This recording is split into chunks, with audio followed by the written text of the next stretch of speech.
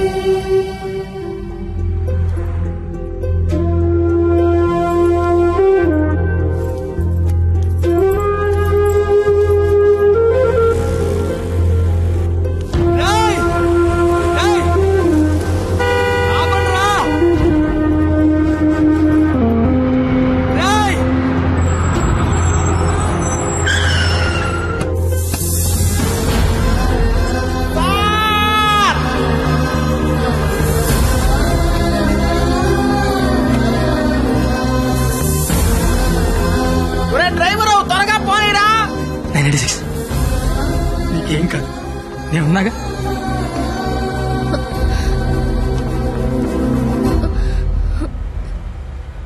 Blood వస్తుందా? రక్తం రావడం తెలియట్లేదు, కానీ కన్నీళ్లు రావడం తెలుస్తోంది. కత్తి అని త్వరగా పోనిమ్మనరా. దేవుడు మళ్ళీ లైఫ్ అంటూ ఇస్తే త్వరగా కలిసే కత్తి. ఇలాగే యాక్సిడెంట్ అయిపోతే నువ్వేం మాట్లాడక, దండం పెడతానే. అత్తయ్య గారికి వెళ్ళొస్తానని చెప్పాను, మళ్ళీ వెళ్ళకపోతే ఫీల్ అవుతారేమో. సైలెంట్ గా ఉండదు ప్లీజ్, నాకు అసలు ఏం చేయాలి అర్థం కావట్లేదు. నేనేం చేయలేని రోజు ముద్దివ్వు, ఏదైనా చేసే ధైర్యం వస్తుందన్నావు. ధైర్యం కావాలా? ఏమొద్దు, నువ్వు మాట్లాడు. ఓని ధైర్యం నాకివ్వు.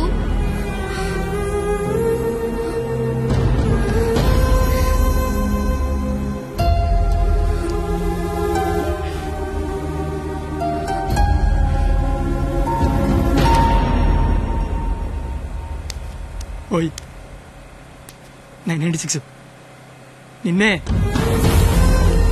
996 నేను నీతోనే మాట్లాడుతున్నాను, వినిపిస్తోందా? 996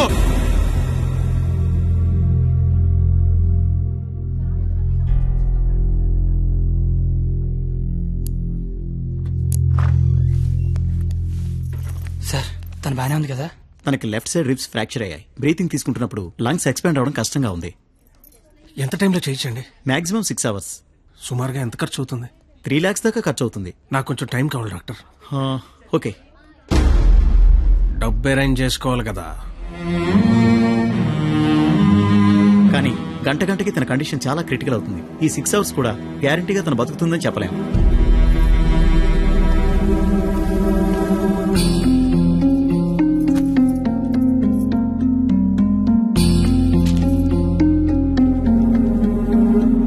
నువ్వు రాసిన అగ్రిమెంట్ కి, దాని ఆపరేషన్ కి 6 గంటల టైం ఉంది.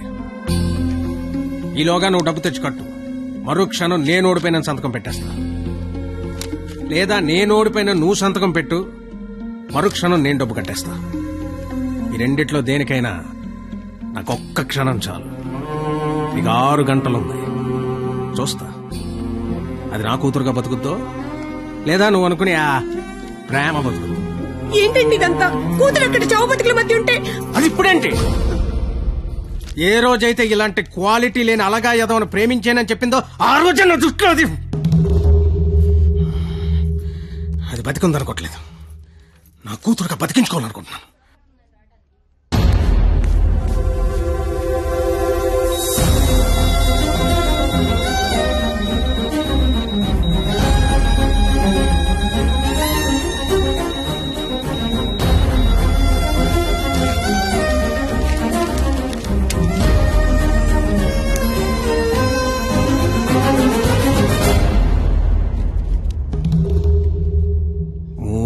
లక్షలు అనేసరికి కనీసం ప్రయత్నం చేయకుండా ఎలా సంతకం పెట్టేస్తున్నాడు చూడు. ఈడి ప్రేమ ఖరీదు 3 లక్షలన్నమాట. నేనేం చేయలేనని నీకు తెలుసు. ఉన్నవే 6 గంటలు.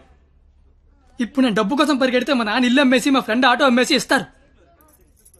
అవి నేను సంపాదించను కావు. ఆ ఏడాదించోడు 25-50 ఇస్తాడు.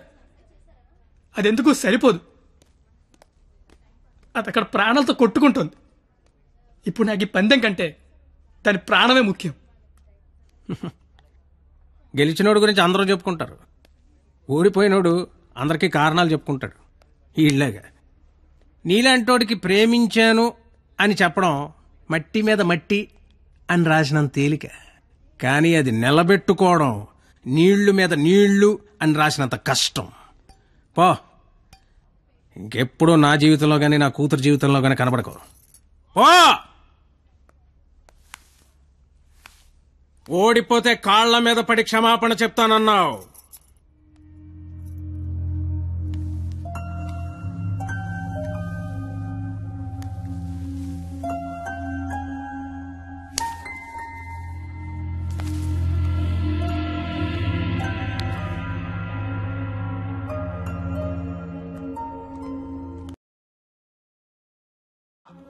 ఏం చేస్తావు?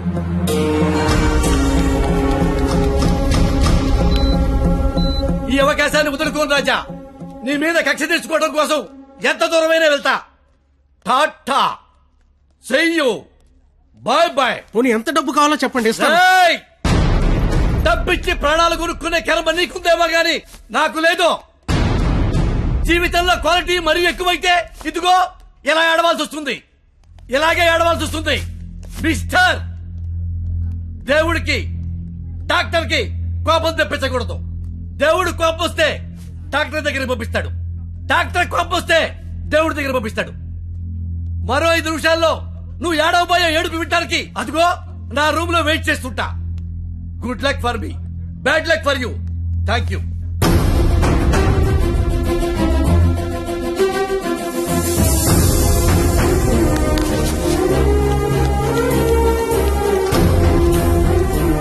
ఇప్పుడు ఆపరేషన్ ఆఫీసర్ కదా, దాని గురించి మాట్లాడాలి. నాకేం సంబంధం? నీకే సంబంధం.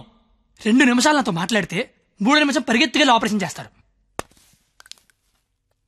నేనెందుకు చేస్తాను రాజా? నో, ఆపరేషన్ నేనే చేస్తా. అమ్మా, ఈ అవకాశాన్ని నేను వదులుకోను. సార్, సారీ సార్, ఈ విషయం తెలియక నేను ఆపరేషన్ చేయనని చెప్పాను సార్. ఏ విషయం? అంత బాబు చెప్పాడులే సార్ నాకు. ఉడుకోండి సార్. సిస్టర్, ఇదిగో నా ATM కార్డు తీసుకొని డబ్బులు డ్రా చేయి, కింద బిల్లు మొత్తం కట్టాయి. ఇంజక్షన్ ఖర్చు కూడా వీళ్ళు ఇవ్వడానికి వీల్లేదు. వెళ్ళు. బాబు బయలుదేరమంటావా? చచ్చిపోయే లోన్ వెళ్ళండి సార్. ఏం కాదు నాన్న, షేకండి నాన్న. అవయవదానం చేశారా సరే, పాపను బతికించుకుంటారు. పాపే నా ప్రాణం. రే, నువ్వేంట్రా అక్కడ? ఏం చెప్పావు వాడికి? ఆపరేషన్ చేయను అన్నాడు కదా, ఇప్పుడు చేస్తానంటున్నాడు. ఏం చెప్పారు వాడికి? అసలు నీ ప్రాబ్లం ఏంటి చెప్పు. నీ ప్రాబ్లం ఏంటి? నువ్వు చేయలేకపోయావు, నేను చేస్తున్నా కదా. ఇప్పుడు ఆపరేషన్ చేయడం ఇంపార్టెంట్, ఎందుకు చేస్తాడు ఇంపార్టెంటా? నిజంగా నాకు అర్థం కావట్లేదు. నీ ప్రాబ్లం ఏంటి చెప్పు. నీకు నేను నచ్చలేదు. నువ్వు నన్ను చేసుకోవాలనుకుంటే నేను నీకు నచ్చాలి. నీ కూతురు నన్ను చేసుకోవాలనుకుంటే నీకు నచ్చాల్సిన అవసరం లేదు. సరే, ఒక ఆడపిల్ల తండ్రిగా నేను నీకు నచ్చలేదు. ఎందుకంటే నువ్వు చూసినోడికి చదువు ఉంది, ఉద్యోగం ఉంది. నాకు చదువు లేదు, ఉద్యోగం లేదు. కానీ నీ కూతురు కాడంటే ఇష్టం లేదు. నీకు ఇష్టం లేదు. నేను ఒక 4 రోజులు మీ ఇంట్లో ఉంటేనే భరించలేకపోయావు. నీ కూతురు దానికి ఇష్టం లేని వాడితో జీవితాంతం ఒకే ఇంట్లో ఉండాలి, ఒకే మంచం మీద పడుకోవాలి, కాపురం చేయాలి. అర్థమవుతుందా నీకు? నాకు విషయం చెప్పు. నీలా నీ ఫ్యామిలీని 4 రోజులు పోషించమన్నావు. చివరిలో యాక్సిడెంట్ అయ్యింది, ఆపరేషన్ చేయించలేకపోయినా ఓడిపోయిన సంతకం పెట్టమన్నావు, పెట్టేశా. నీ కూతురు నీకిచ్చా. నువ్వేం చేసావు? ఆపరేషన్ చేయించగలిగావా? నువ్వు చేసింది అంటే నేను చేయలేకపోయిందేంటి? ఇప్పుడు ఇద్దరం గెలిచినట్ట, ఇద్దరం ఓడిపోయినట్ట. తనకి మన ఇద్దరం కావాలి. నువ్వు ఉన్నావన్న ధైర్యం కావాలి, నేనిచ్చే ఆనందము కావాలి. తను ఎగరాలనుకుంటోంది, ఎగరడానికి రెక్కల్లా నేనున్నాను. కానీ ఎగిరి ఎగిరి అలిసిపోతే వాలడానికి కాళ్ళలా నువ్వు ఉన్నావన్న ధైర్యం కావాలి. అసలు నీతో పాటు మా నాన్న కూడా కావాలి అని ఉండకపోతే దాన్ని పెళ్లి చేసుకోవడానికి 3 లేసిన చెప్పి పట్టదు నాకు. నిన్ను కాదు లేచాక దాన్ని అనాలి. ఛీ, ఇదంతా నీకు ఎంత చెప్పినా అర్థం కాదని తెలుసుకోవడం చెప్తున్నా. నాకైతే అర్థం కావట్లేదు. ఛీ, ఎంత వస్తువు తెస్తే. రాజా, కంగ్రాచులేషన్స్, ఆపరేషన్ బాగా జరిగింది. అమ్మాయి safe. Best of luck. Medical officer గారు, మీరు మీ భార్య లోపలికి వెళ్ళి చూడొచ్చండి.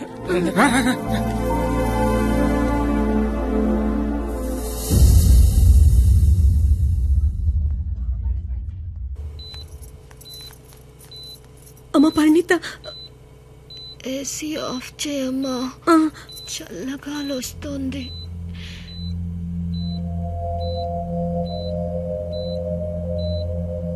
నిన్నొకటి అడగాలి నాన్న.